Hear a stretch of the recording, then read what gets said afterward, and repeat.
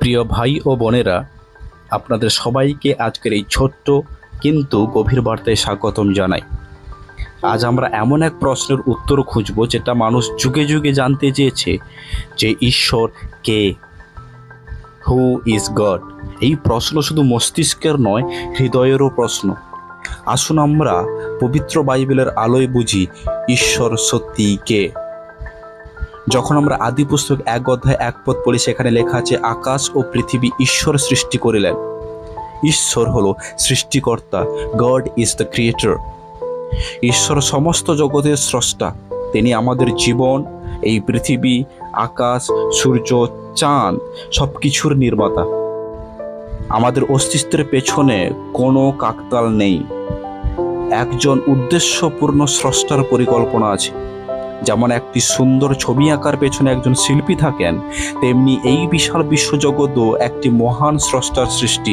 তিনি হলো ঈশ্বর। ঈশ্বর প্রেমময়। God is loving.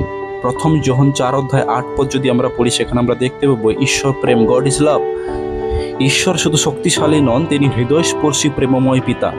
তিনি আমাদের জন্য তার একমাত্র পুত্র যিশুকে পাঠালেন যেন আমরা মুক্তি পাই।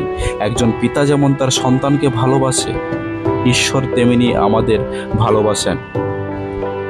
ঈশ্বর পবিত্র ও ন্যায়বান। God is holy and just. প্রকাশিত বাক্য 4 অধ্যায় 8 পদ পড়লে সেখানে আমরা পাবো, পবিত্র পবিত্র পবিত্র সদাপ্রভু ঈশ্বর। ঈশ্বর শুধু প্রেম নন, তিনি ন্যায়ের প্রতীক। তিনি পাপকে ক্ষমা করেন, কিন্তু অন্যায়কে মেনে নেন না। এই কারণেই তিনি যিশুকে পাঠালেন যেন তার ন্যায় ও পূর্ণ হয়, আর আমরা অনন্ত জীবন পেতে পারি। যেমন একজন ন্যায়বান বিচারক অন্যায়কে ক্ষমা করতে পারেন না, তেমনি ঈশ্বরও পাপকে হালকাভাবে নেন না। তবে তার করুণা আমাদের পথ খুলে দেয়।